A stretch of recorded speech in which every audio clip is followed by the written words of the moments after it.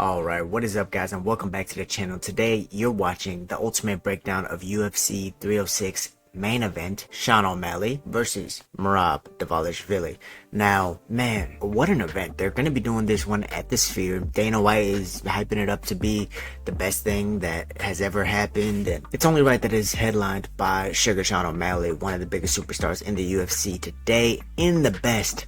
And I have to just agree that it is the best division in the UFC. Let me know in the comment section if y'all think that there's another division better. But with the bantamweight division being as good as it is, I mean, you can't name anyone in the top 10 who cannot become a champion one day in the UFC bantamweight division. So with that being said, it's very highly touted, and there's an exciting matchup between Merab Dvalishvili versus Sugar Sean O'Malley. Now, if you're new to the channel, the way I like to do things here in these film studies and ultimate breakdowns is I like to go over each fighter's style based off of their past fights. So yes, I will go into a film study on their past fights, get their style from those fights, explain it to you, give you their keys to victory in order to win the fight, and then at the end of the video I go on to give you my official prediction for what I think will happen. But with that being said, if you guys would like to support the content, do me a favor, share this with your friends. Don't forget to smash that like button on this video. Comment your thoughts down below as we go along the video, maybe some thoughts you had about each fighter's style, and then be sure to subscribe as well to join the family and to get more videos like this one in the future. Now with that being said, before we get into the film study and the body type breakdown of each fighter, I think it's important to talk about the history of this fight just a little bit. Preview UFC 306. There's a little bit of animosity between not only Sean O'Malley and Merab Dvalishvili, but their coaches as well, their teams. Sean O'Malley just knocked out Aljamain, who is Merab Dvalishvili's teammate and best friend. They had a lot of back and forth going on, and you know, Sean O'Malley likes to talk his shit as well as his coach. He does too. And so they've been hyping up this fight, talking shit about Merab, and Merab takes everything very personally. And so it's created a lot of heat in between here, and I think that that could play into the fight that we see as well, which is why I feel like it's important to mention that.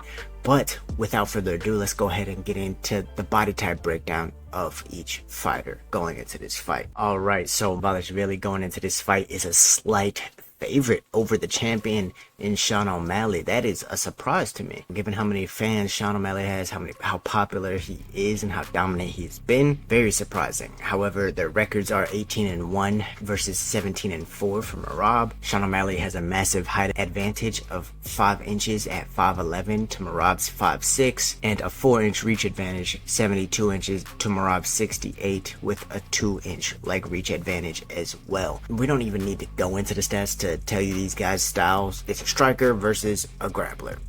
Those are the styles. Some of the trends you might see is Sean O'Malley is a knockout striker, right? He's not really there to point fight, even though he's very good at keeping his range, keeping his distance, and staying defensively responsible. He's still trying to hurt you. He uses a lot of glitchy feints to set up his attacks, but when he commits, he commits. He has a lot of power, a lot of speed in his hands. He has a lot of kicks coming from a lot of different directions, and he's very good at counter-attacking as well. Dvalishvili is more of a forward pressured monster who likes to throw his right hand in ahead of his takedowns in order to set up his cage wrestling and multiple single legs. A lot of leg trips in his wrestling as well, to where he's not really doing the Dagestani style body lock wrestling. He's more so grabbing a single leg, lifting it high, tripping your legs. If he does body lock, it's a lot of different mat returns and things like that. And while he does have really good grappling and wrestling, he has almost, I think, 0 submission wins, maybe 1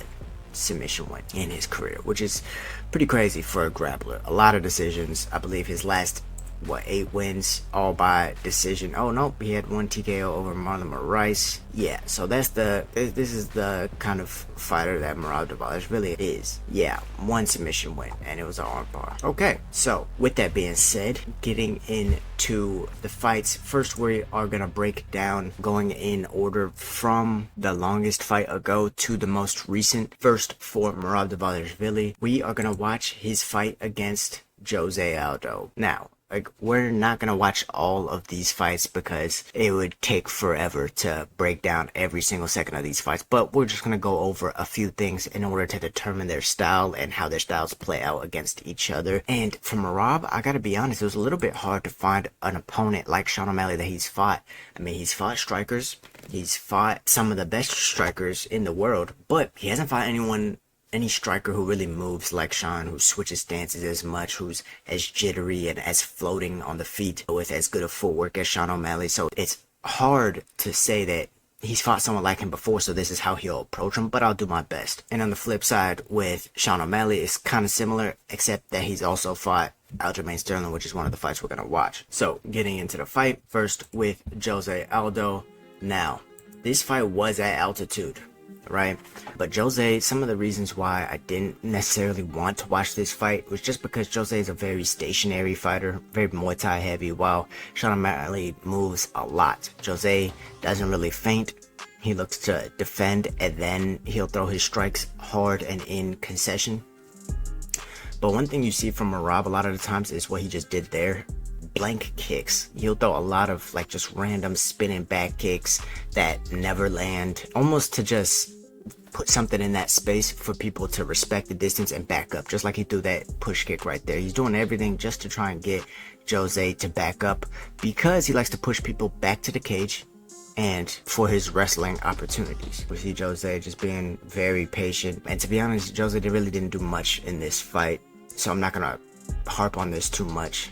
But he stayed defensively sharp, and Merab really hasn't thrown anything or landed anything of substance. Those are 1-2 right there. Jose's back is close to the cage. He throws another kick. Just trying to cut him off now, looking for his openings, and jab into a takedown. A good deep underhook there for Jose right away to defend early.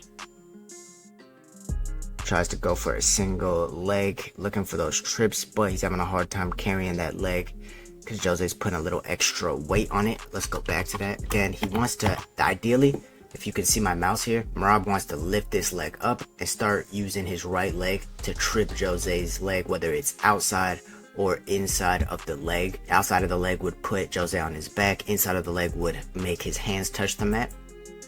That way he can get to some mat return, but Jose does a good job of not only keeping his balance, but stuffing the head. Look at this, hand on the head. He's pushing it to the inside. If Merab changes it, he's staying on the head with a frame, still keeping that frame, pushing it to the inside, keeping it from connecting to his sternum, which is really what Merab wants. Beautiful takedown defense from Jose. And Merab doesn't work too hard for his, he'll let you worry about getting tired defending them, and then he might just even abandon if he can't get an easy takedown. Moving forward, Merab shadowing that jab. Again, not really throwing anything of substance. Good leg kick right there. But you see, everything is really like blank. It's not really set up. The only thing that's set up from Merab is his takedowns. And one thing I will say is everything that Merab does is very linear. He goes straight forward or straight backward while attacking or defending. I mean, if you look at his defense, it's not many angles. Look straight ahead. This is attack. He tried that little forward blitz, trying to back him straight up to the cage. Leg kick not set up, gets checked. He more uses his fakes and feints up and down as like level changes in order to set up his straight linear attacks. But against someone who moves as laterally as Sean O'Malley and who understands the angles, like it's a little bit of a scary sight. But gets Jose close to the cage. Not as close as he would like. Another blank kick. Fakes a level change, 1-2 into. He doesn't really care if he lands the 1-2 either. He's just trying to get into one of these scenarios. Now he's on a single leg, has his hands connected, looking to press Jose against the cage, use these knees. And this is where he could have a lot of success against Sean. If he gets him up against the cage, man, it's very tiring. But you also see a lot of these things from Merab. A lot of him being sloppy. I mean, look at this. He abandons the takedown, right? In order to get some clean strikes off.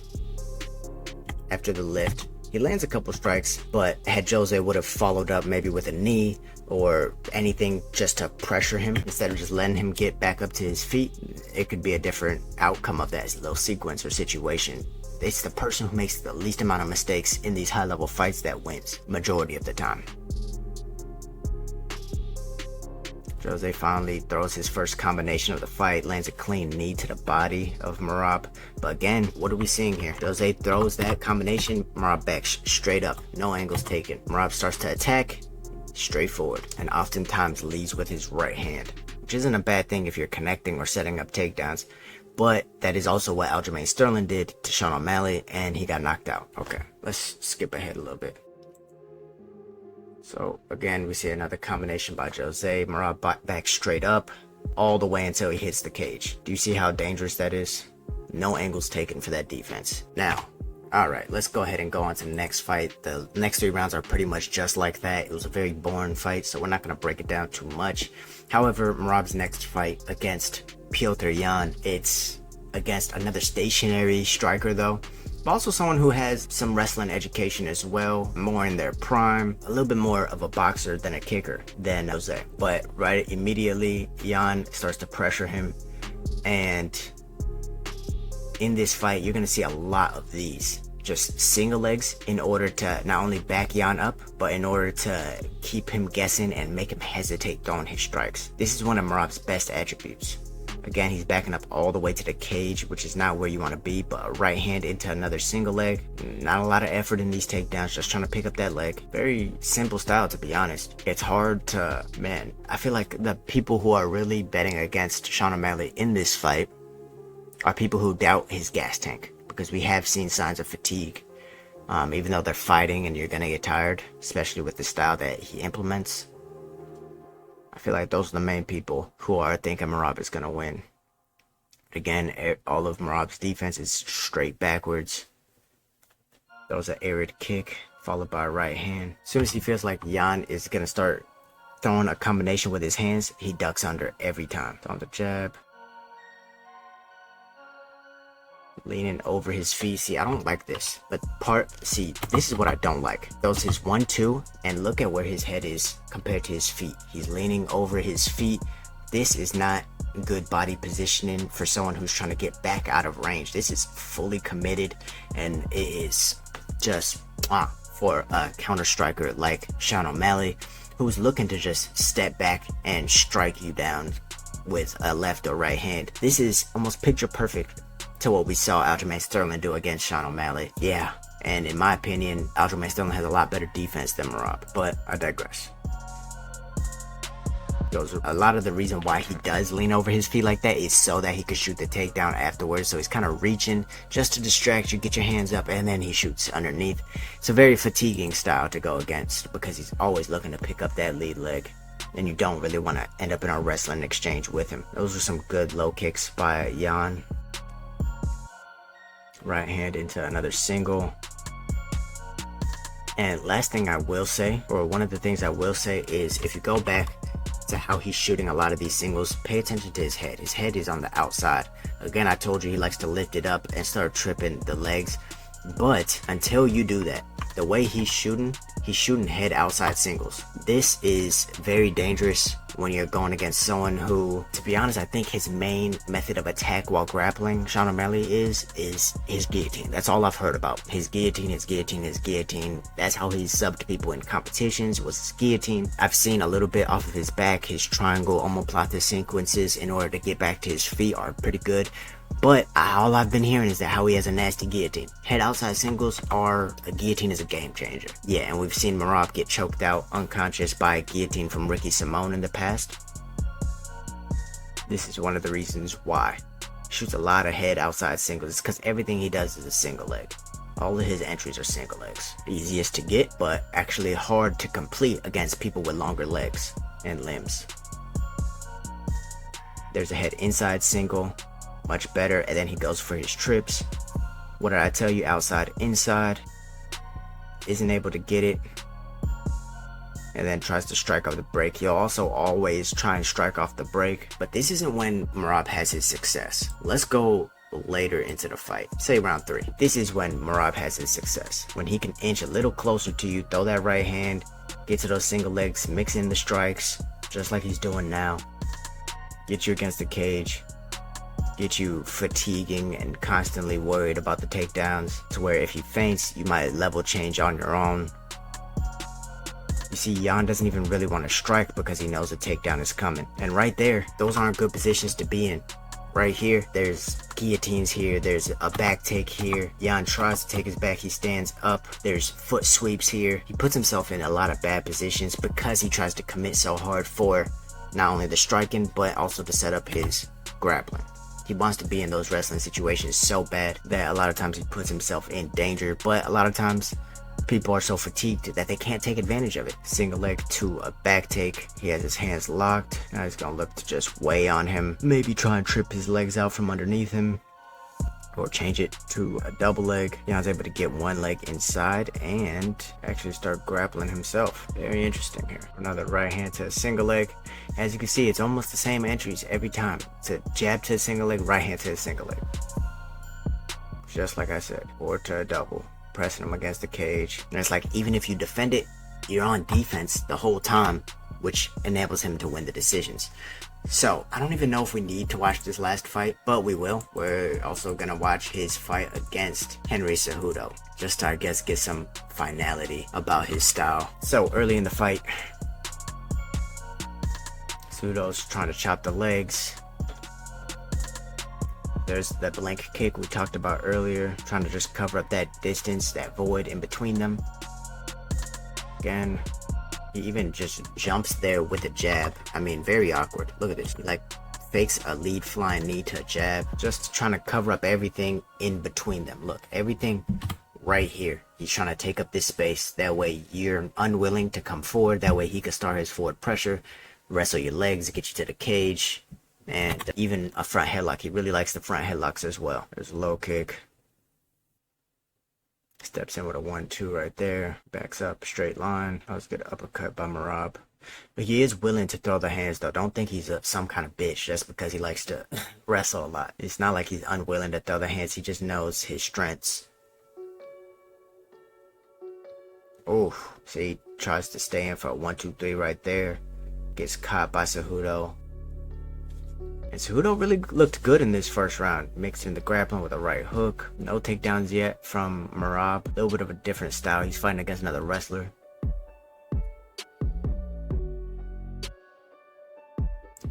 But Cejudo is moving laterally on him, and you can see that this is what's giving Merab some problems.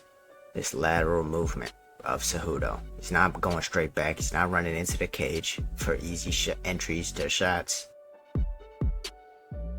Ooh, there's a single, looking to lift it, and a trip. Again, that's harder to get on a guy with longer legs, but successful there against the Olympian Henry Cejudo. However, as far as control, you always see him. One reason why you always see him in the wrestling exchanges is because he has a hard time controlling people when he actually gets them to the ground. The only times I really see him controlling people is in a front headlock, which you'll see in this fight. Maybe having a body lock, pressing them against the cage is some sort of control, but it's still a wrestling exchange. He never really controls them on the ground, gets them to mount, passes guard, tries for any submission really. He's looking for ride time, always, which makes you a little bit more confident if you're a Sean O'Malley fan, because it's not as dangerous to go to the ground with him. Cejudo's kind of standing right in front of him right now. Gets tripped up and into a nice duck under. One thing Merab always does though, he stays active in all of not only the grappling sequences but also off of his back. As you can see, he's throwing strikes just to disrupt him. Throws that elbow, constantly trying to hip out, fighting for position here.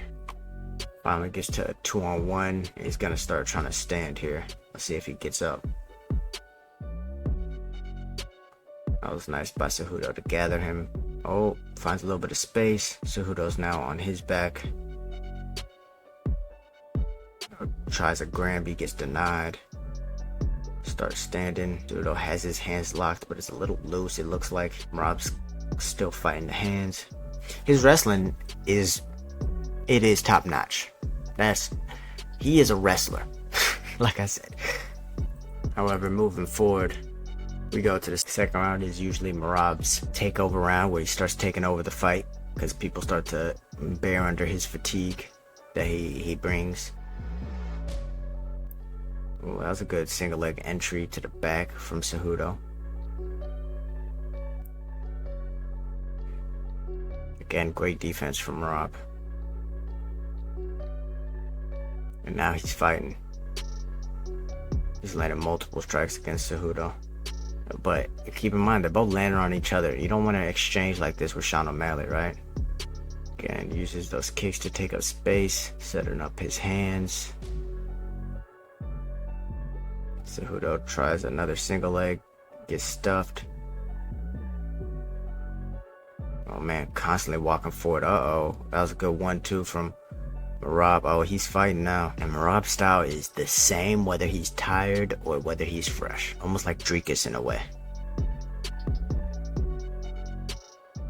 That was a good push kick. Good 2-1. A lot of times, again, starting off with his right hand. Picks up the leg. Goes for another foot trip. Gets it onto a body lock. Again, so this is where we're going to see him control places like this. Cejudo works his way to his feet. And, ooh, almost gets mat returned. Again, these are the places that he has control. But when do we ever see him in mount? When do we see him in side control or beating someone up in half guard? Hardly ever. No, they both went for a takedown there. That's that head outside. You see what I'm talking about? This, that head outside single again that a lot of wrestlers do go for. Immediately a guillotine. And Merab's really good about finding that front headlock as well. He'll do a lot of single legs, and once you start lowering that head level to start matching him, he'll just snag up a front headlock. So they stay here for the rest of the round. Going on to the next round though. Again, kicks to clear that void. Good 1-2 into a single leg entry. You see how he's lifting it up and then gets straight to the back. And again, this is where he gets his control, damage, and points. So, okay, I think that's enough. I'm almost falling asleep breaking that down. Okay, getting into Merab's keys to victories, right? So we saw what his style is, right? He is the purest wrestler that you'll ever see. He's a wrestler. Likes to throw kicks to cover that void, maybe set up his hands a little bit in order to garner that respect, and then back into the cage and wrestle. That's what he likes to do. Not even submit, but wrestle. So his keys to victory going into this fight against Sean O'Malley, you know, I really don't think he can just wink shots out there. I really don't think he could do it. He's gonna do it, but I don't think he should. I think looking for kick catches would be his first key to victory. Looking to enter his takedowns off of like caught kicks, or even looking for like trips off or any sort of off balancing off of any of Sean O'Malley's kicks. Sean O'Malley's very kick heavy, which usually they say you don't want to kick a wrestler, but he still kicked Aljamain Sterling multiple times. Ended up tripping a couple times in that, but like I said, so that'd be his first key to a victory. I think it'd be good to open up more grappling opportunities rather than just trying to get him to the cage or throwing a right hand to a single leg, because generally those are very hard to find against Sean O'Malley. He's never really moving straight back, getting his back against the cage. He's constantly moving laterally and switching stances, which makes it hard to really set up that one of those single legs. You might just be diving on both legs, and that can be a knee or it can just be air. So number 2 key to victory for Merab Dvalishvili will be to do what he was just doing to Henry Cejudo. Getting him to the cage, pressing him, kneeing his legs, trying to fatigue his legs and attack his legs as much as possible, whether that's from the clinch or whether that is from constantly making him back up, wrestle, or just traditional leg kicks. Now, I don't think I've ever seen him throw like a cross left hook, low kick, Dutch style combination in my life, but as many right hands as he's been throwing, I think that would be a good setup for him. So like a 2-3 low kick to attack legs from the distance, but just attacking Sean O'Malley's legs, cutting him off with strikes rather than letting him just move all over the place for all 5 rounds. That's not a good idea. And for his third key to victory, in order to win this fight, he can't give Sean O'Malley an inch. You're gonna eat some shots getting in there. There's no doubt about you're gonna get hit. Walking forward or coming forward how you need to, you're gonna get hit. But I think throwing across to get into a leg, you might have to add a couple more punches or strikes, maybe like 2-3 punch combinations to get into a single. But like once you start that forward pressure, not giving an inch, not letting him breathe, really trying to break Sean O'Malley, that's how he's gonna have to get this one done. That's how he always gets it done. So it's not really that tall of a task for Merab, since that's already kind of how he fights, but not resetting. That's kind of what I should say. Yeah, limit the resets. Every time he resets, he gives Sean O'Malley an angle. Every time he resets, that's a moment for Sean O'Malley to get away from the cage or to gain that distance for his reach, kicks, long punches, feints. Everything bad is at range with Sean O'Malley. So closing that distance and keeping it close would be the third key to victory for Merab Dvalishvili. Now, moving on to Sean O'Malley, his fights and his keys to victory. Starting with, and I'm going to try and take a lot less time on this one, but starting off with his fight against Petr Yan, which a lot of people thought he lost, but not only was it a very close fight, he won that fight, man. Anyways, going back, a lot of movement. Lateral right here. This is one of the moments where Merab will probably be looking to close the distance and grapple. But one thing going into this fight, and one reason why I think Yan has so much success with the takedowns, is because he was expecting Yan to strike just like he did everyone else, right? Who had he really grappled up until this point? Maybe Jose Aldo just a little bit. It was more off of a knockdown and then ground and pound. He didn't really like take him down, ragdoll him.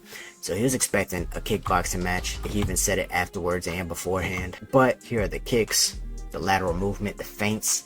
Like I said, at range, you're going to get a lot of this. And I think one thing that's going to be good for Sean is that side kick to the knee that he throws very well. But everything he does is a setup. So he's mainly a southpaw, but he does switch very often. So right now there's southpaw versus southpaw. He switches to orthodox. Yan matches him.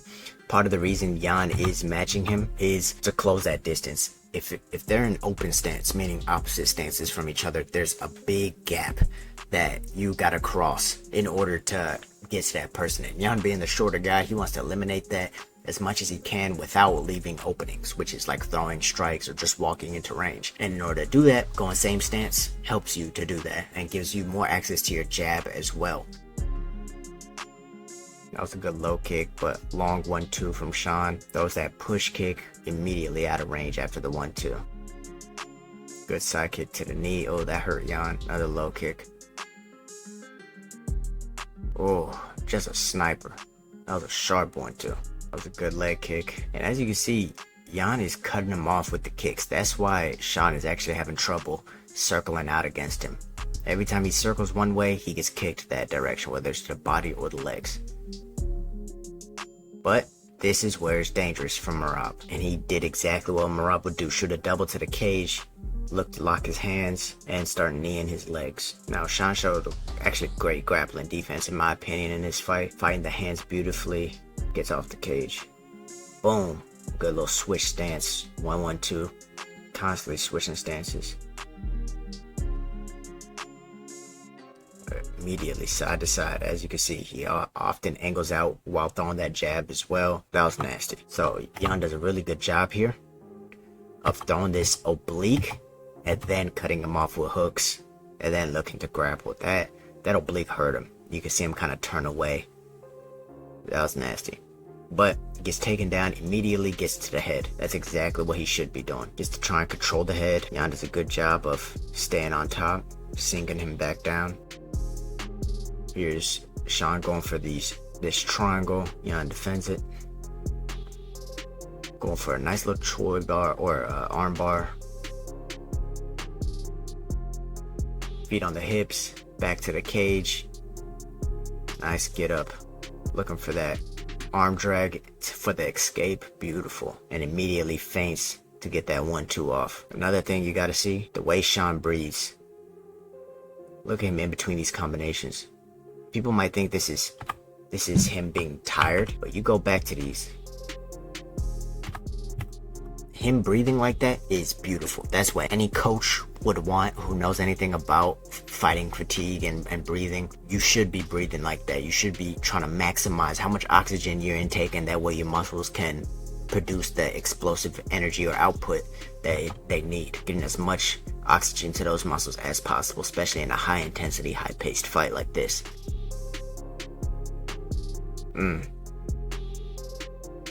Just touching, and then out of range. Not wasting any energy, not overcommitting on his high guard, because Yan does have a difficult high guard to crack. Very accurate though, very accurate. And a nice duck under himself, or double leg. Moving on, second round. Good check from Sean. Switches stances, immediately fires that cross. Man, he knows what to do immediately as soon as he starts switching stances. Again, Jan's mirror matching him as soon as he does. He's not a natural southpaw, even though he has experience switching stances as soon as he does. Look at how deep he steps. Look how much he commits to this cross to land it. My God. Stepping behind the leg as well, maximizing the amount of length, power, and off balancing that he can. Oh, and another one. Oh man, drops Jan right onto that guillotine, but then he gets lazy. Jan switches, he doesn't really notice it. Jan did a beautiful job here hiding his switch. So he sticks his arm out as he switches, which blinds him from seeing that leg. Look at where his hand placement is. Blinds him from seeing that leg come forward. Uses that as an extended jab. As Sean leans away from the jab, bang, gets cracked. Hardest shot he's ever taken in his career right there. Beautiful from Jan. But we've found out that Sean had a chin in this fight. Now, okay, I think that's enough from that fight. So we saw his feints, right? We saw his lateral movement. We saw his cage defense, his grappling defense a little bit, how he works off the bottom.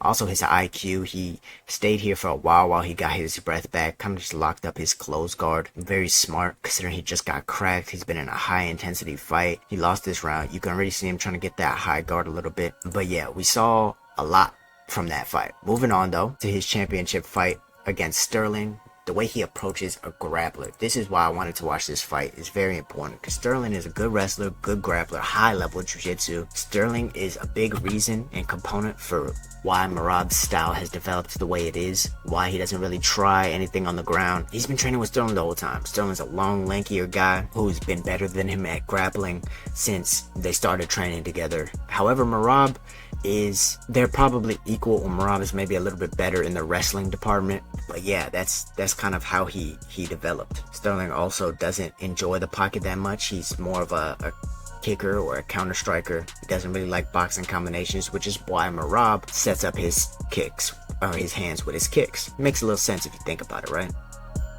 There's a feint into a push kick from Sean. However, in this fight, Sean had a clear game plan to not reach across the void. Man, you never really see him overextend on anything. Maybe a couple of kicks like that first push kick you saw, but he's really trying to monitor that void, that space in between them with feints, push kicks, one strike at a time, because if you end up on the ground with Aljamain Sterling, it's not a good idea. But you can see his lateral movement, now wanting to get caught against the cage. Beautiful jab as Sterling tries to cut him off. Look at this. Hold on, let's go back real quick.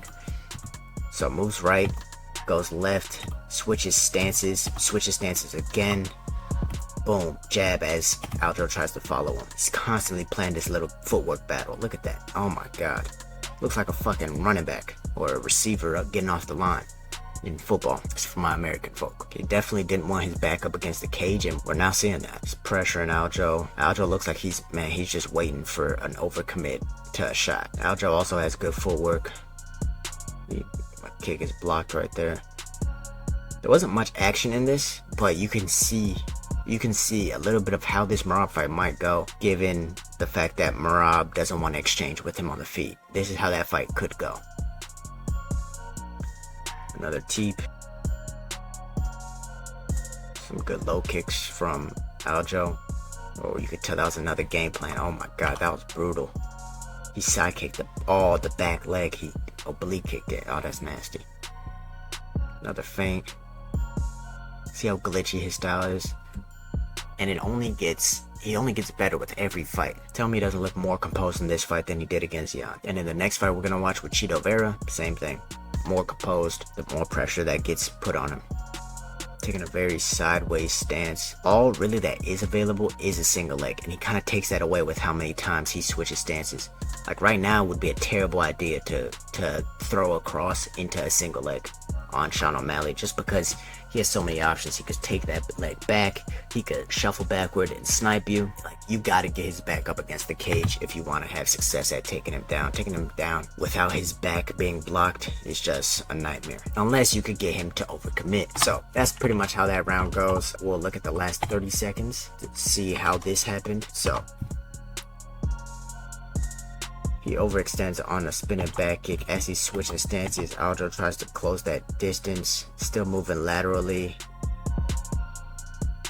Aldo gets to a leg, presses into the cage, staying disciplined, controls the free arm. That's good by Sean. Aldo's just trying to win the round though, so that was good by Aldo, but very good defense as well by Sean. And we get to round 2. Aldo's a little bit more aggressive here, throwing big kicks. He misses with that. That's one of the overextensions I was talking about. That's what Merab would have wanted. Sean does a lot of push kicks. Look at this. Just a little tap. Little tap gets him to overextend and gets him to the ground, and then there's an opportunity right here. That's a hard whizzer from Sean. Aldo gets his hands connected, but with that whizzer in place, it's really nothing. Pushes on the head, gets his foot out.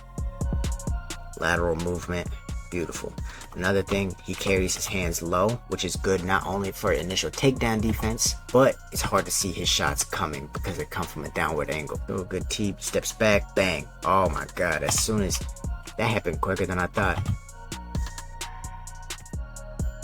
Push kick into the void makes Aldo want to overcommit from that open stance. You see what I mean by that open stance? So he switches. They're further apart than it seems right now. Aldo doesn't really recognize it. He steps in to try and do exactly what Merab is going to do. A cross into a single leg and bang. Oh my god. Accurate. A little bit of an early stoppage I thought, but I mean, look at this. Damn. Vicious ground and over. Moving on to the last fight we're going to break down. You know, I say I don't like to take a long time on these videos, but at the same time, I like to go in depth. So feel free when you come across my videos, skip around, see the parts you really want to take. I would suggest you watch the whole thing though if you're a nerd like me. So against Chito, another development in his style. He's, again, not wanting to get his back against the cage, but he adds a lot more feints because he's going against a striker now. He has a lot more feints, switching stances.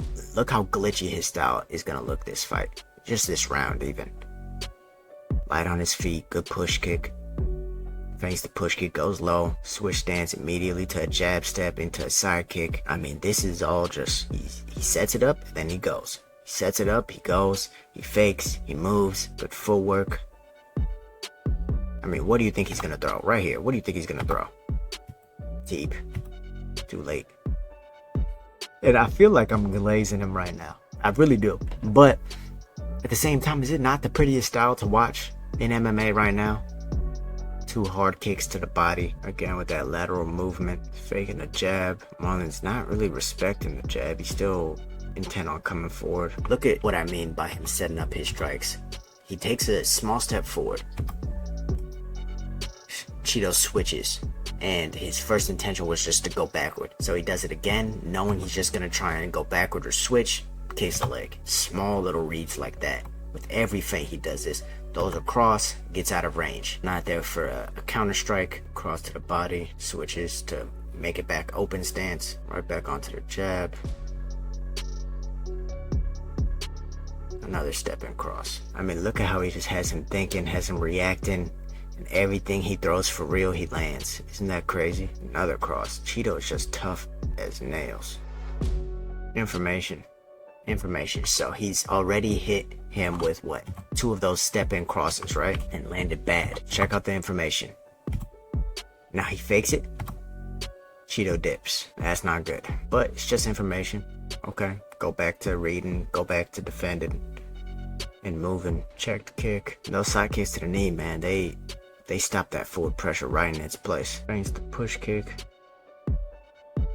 Chito's ready to parry that jab with his left hand. I mean right hand. Beautiful. Look at this. Is the last one I'm gonna break down from this round. But check this out. Fakes the push kick, right?